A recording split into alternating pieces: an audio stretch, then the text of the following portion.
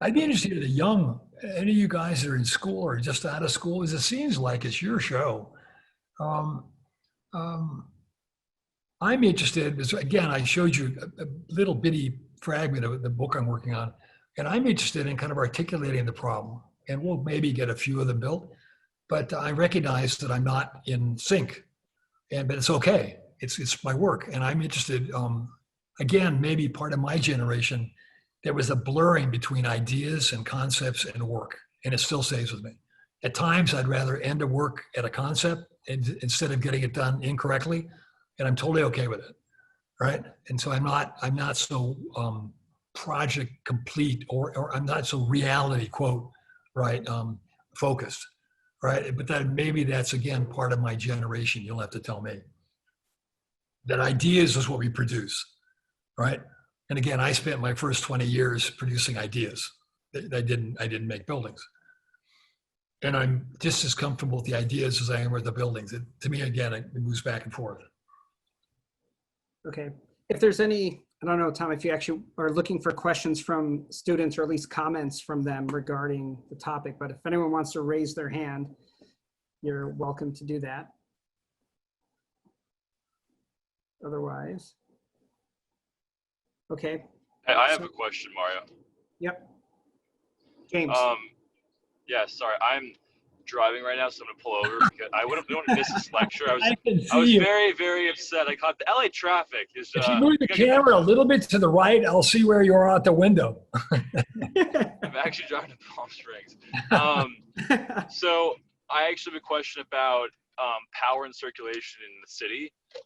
Last spring, I took a class on theory of power dynamics in buildings, and Michel Foucault, he defines power as not possessed but circulated in the cities. And he compares, in our class, we compared the way the urban poor resisted top-down pressure, taking their everyday and circulating the city and making small resistance in the public space and having their own way of living, and that was like their liberty. Do you think your buildings that have, you talk about like public space and connectivity, do you think your buildings enable individuals to make decisions for themselves and essentially give them their own liberty to operate in these cities and give them a personal sense of freedom in these cities? But that's what public space is. It allows you the openness to negotiate your own space and your own set of relationships. I thought you were going to go somewhere else, but as I say, a lot of this, to promote this, I think you have to do it covertly. And another conversation that came out of 2012, that more and more now we strategize the presentation and discuss it at the nature of the specificity of the client, separating our own agenda, right? And that there's no reason promoting an agenda that no one's interested in, because there's so few people interested in some of these things that we're interested in, right? And whether it's the style of the building, which we never talk about, never once do we discuss anything visual about a project. We discuss it on pragmatic terms, or whether it's the publicness or its connective tissue or any of the kind of issues I'm talking about become just part of the work, but it's not necessarily the focus. And again, now we're going to separate. Go back to education. I'm looking at, yes, you're in front of me also. I'm going to think one of the things that could change in education today is it needs to become more strategical. The students need to be able to think strategically. And that to be a designer in the way I was trained is absolutely, in my mind, of no use. Unless you're interested in just being a stylist, for sure. If you're interested in if it's cake decoration, fine, it's okay. But if you want to have something serious to do with the formation of the project, you have to have some broader strategical idea. And you need to be connected to, my son's in law school right now, or it needs to hybridize with other educational models, and that it's just not kind of the drawing and styling. It's strategical, and it's articulating an agenda and a problem. And it would go back, by the way, to your education. What are you fighting for? First of all, you're going to develop some sort of an agenda, and whether it's cultural or political or social or urban or about landscape, you fight for something, right? And again, one of the things I'm so interested in schools, especially projects that are quote kind of radical or innovative, is the first thing I want to know is, what are you fighting for? If it's just about a style, okay, then we can talk about it in just purely formal terms. But the first conversation for is, what's the project?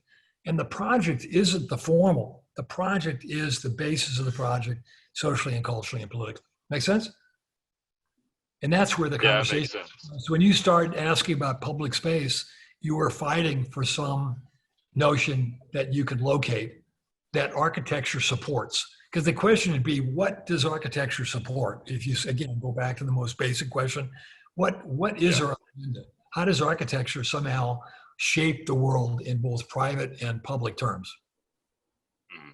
Because you're interested in the shaping of that. The question, you're interested in how does it shape behavior within a public. Yes, yeah. Thank you. Kind of on one of the threads you touched on, Tom, there's a question from Amber Wazinski. Amber, would you like to ask that your question? Sure, thanks. Yes, my question is that if form is the most subjective and interpretive way to evaluate a project, which I agree with, then how do you not only determine it, but then how do you justify it to yourself or to the client?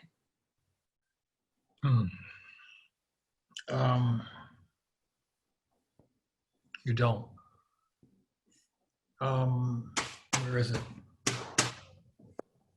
I've been.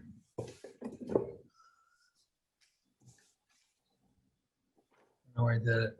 I've been reading Rod Grillet. You know, he is the 60s a philosopher and writer. And he has a kind of a really beautiful piece on the unjustification of any artwork. That it needs no justification. It speaks on its own terms. And I've been that way from the get. I remember years ago when I was struggling being able to say 2 words in a lecture, I remember the only thing I said is, I have nothing to say. What I'm showing you says everything I need to say, the work. And if I could talk about it, I wouldn't need to do it, right? And so I think at the artistic level, at the subjective level, I'm going to argue you have to say nothing. That the work supports itself, and it's an absurdity to have to explain it. And now that's going to be impossible in this country. They won't accept that, and so you're going to have to make up again. It's going to become strategic, and you're going to decide what you're going to talk about and how are you going to describe that work, knowing that it has nothing to do with the broad understanding of the poetic, personal, internal notion of what that word says. Am I getting, I can't draw here. You do this, it is what it is. When CISA, people that work like that, or a Frank Gehry, you do this, it's done. There's nothing to say about it, right? It's Matisse through here. But our work always connects the subjective and the obligatory. And you discuss the obligatory. How it functions in terms of program, how it functions environmentally, how it functions through its urban infrastructural thing, et cetera. And you stay with the world that somebody understands. That makes sense? And you protect with everything you have, Amber, your work. Because people will kill you. They're vicious, really. And they have no fucking clue, not a clue what you're doing, right? You're in the 1% of 1% that'll even be interested of what you're doing. We don't live in that culture, right? And that's not at all negative. That's just looking at the world as it is. I'm totally okay with it, right? But I do understand it. And I don't kid myself of expecting somebody to understand or to participate. If they do, it's a small little group of people on my screen right now and X amount of people. And that's the way it has to be. And that's the way it's always been. Start with Caravaggio, go wherever you want to go. Just trying, and it has been no different. Interesting question. I think that's a really serious kind of, I would have said one of the most difficult aspects of being an architect, and one of the most absolutely incredibly beautiful things of being an architect is that you get to explore your internal world and you get to internalize things that are not capable of even expressing. And on the other hand, you have to protect that, and you protect it with everything you have, because that's everything. That is you as a human being. That's the essence of who you are. Make sense? Does. Yeah. Thanks for that answer. Because I feel like that is something that happens a lot, where we'll like over justify something to whether ourselves or our clients to try and explain it, and it never quite makes sense. So, but I do agree with what you said about form being so subjective it can hardly be evaluated. So yeah, thanks. I appreciate the answer. Pick up Rob Grillet, really interesting character. You might like that. He has I a will. very particular conversation of that, of the impossibility of justifying pure artistic work. I will. Thanks. Okay, let's see. We'll take another question. Cynthia Nye, would you like to ask your question?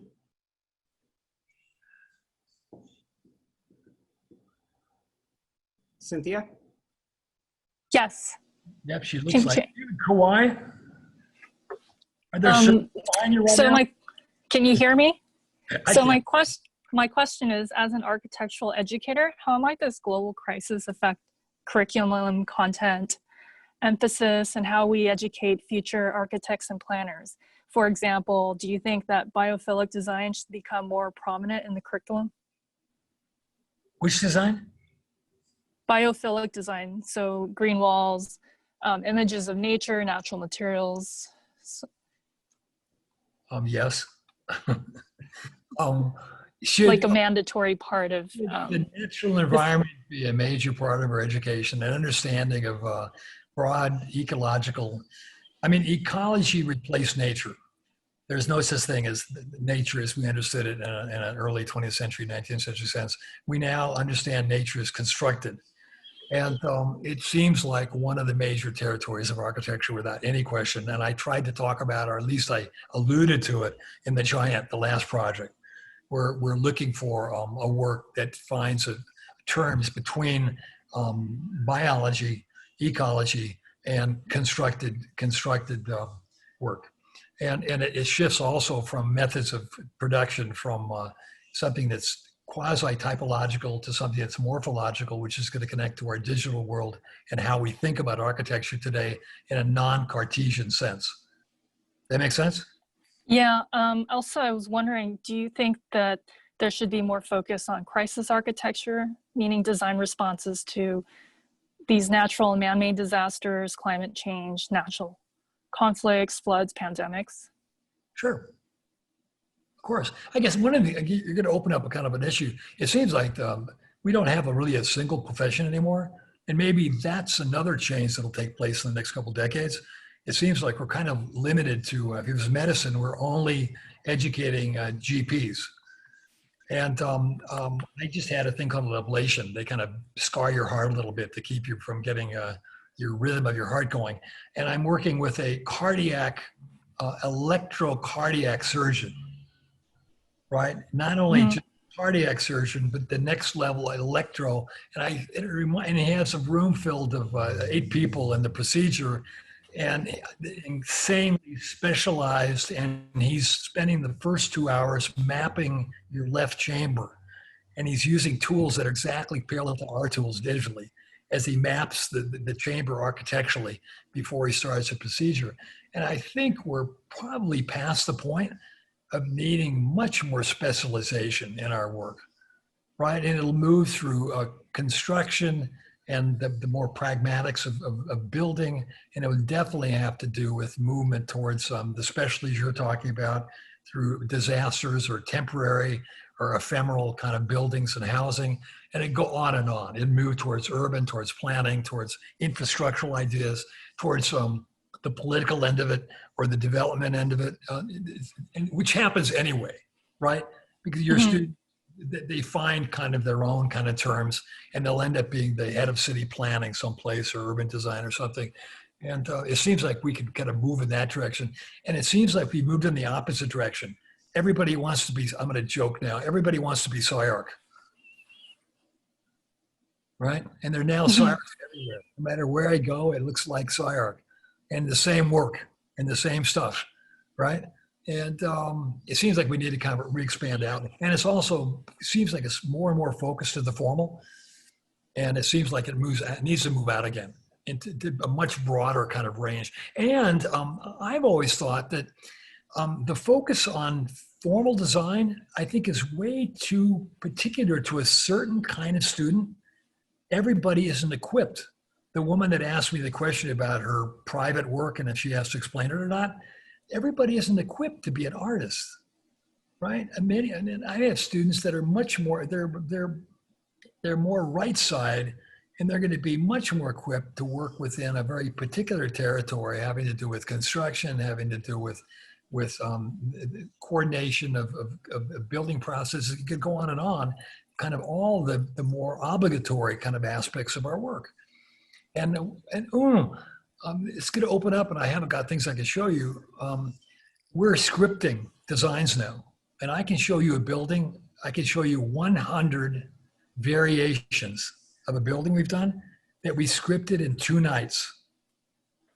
Me and one person. There ain't going to be no jobs. Rapidly shifting. And before I'm done on this planet, we're going to figure out, we're already designing our first work where we can show you literally 100 options. And they would have taken me, I think we figured out it was 150 man hours, right? And I think we spent 2 nights on it. And there's huge now quasi AI scripting work going on, which is going to radically affect the younger generation's work, right? And we're going to have offices that a couple hundred people that need 2 people, 3 people as designers. And we need a much larger group. They're going to be the technical people and to be the other kind of side of the equation, right? And then that's going to be the next generation of that. The same processes are going to develop more and more of the technical work. So we're doing our first work now where we're eliminating schematic DD and working drawings, and we start with working drawings. And that schematic gets included within working drawings. We don't need DD. There's no DD. The first drawing of something is already, we build it. We're not designing it. It's constructed. So we don't need schematic. We don't need DD. We just need one phase, and we can work twice as fast, and we can make a living. And I can use third the people in my office. And none of that's about economics. It's about just the way the world is operating today, that you get your best results actually design-wise. And then it allows you the most control actually, because you can work with the smallest group of people, right? And keep kind of a singular idea, kind of a focus, kind of moving forward. I know that has nothing to do with the question you're asking. You know, maybe Tom, we can end on Yeshu's question. Actually, it's about cities and public space and COVID. Yeshu, would you like to ask that question, and we can end on this one? But you know, he's making knee jerks of COVID, and this isn't going to come on. This is a centuries old. Moss has been sending me pieces out of Camus' The Plague. Enduring endless emails from Moss for the last month on the plague, and I've been asked all kinds of questions whether it's ending the city, it's ending society as we know it, and how it changes architecture. The answer will be there'll be a antibody development, and that's going to take place very quickly, like polio. Like we could rattle off like smallpox, et cetera, and the world will return. Will it change slightly? Possibly. The fact that we're now talking in this medium, it's going to, I think it seems as though it's going to advance that, very possibly, right? And it's going to very possibly, yes, he's shaking his head, it's going to very possibly change the mechanics of our educational system. And it'll become obvious that we can do much more of this and less face-to-face. And it will put education within an affordable range. That'll probably be the most important thing. Because the problem with education today that we didn't talk about, that's way ahead of the academic work, is cost. And it's absolutely untenable what's taking place right now, right? And it cannot continue in this way. And this format definitely hugely affects, and again, still teaching and being on the board of SCI-Arc, one of the things we recognize, we have extremely low costs in terms of physical plant. And we have huge flexibility based on the direction of the board and the faculty that work very closely together. And it gives us huge advantages today, having to do with economics as well as the education of architects. And I think there's definitely going to be an effect on this environment, on the COVID, which is going to affect this shifted environment, which is going to have to do with how we operate, and education will be one of them. What's also, to say, interesting, there's certain pluses. So I'm not used to being in an auditorium where I can see Yeshu, and I can see his facial, and I can see John and how he's reacting to it in his body language. And it's kind of interesting in a way. It's strangely kind of more intimate than being in an auditorium. Although what I miss, one of the people in a lecture the other day, I was giving a keynote in Beijing for an urban conference, and one of the young people asked me, do I miss the applause at the end of the lecture? That's a great question. And I do miss being able to get energy out of an audience. That's weird. But I have to say, at the other time, it's kind of really cool. I'm looking at people here, and I've got your name in front of me. And so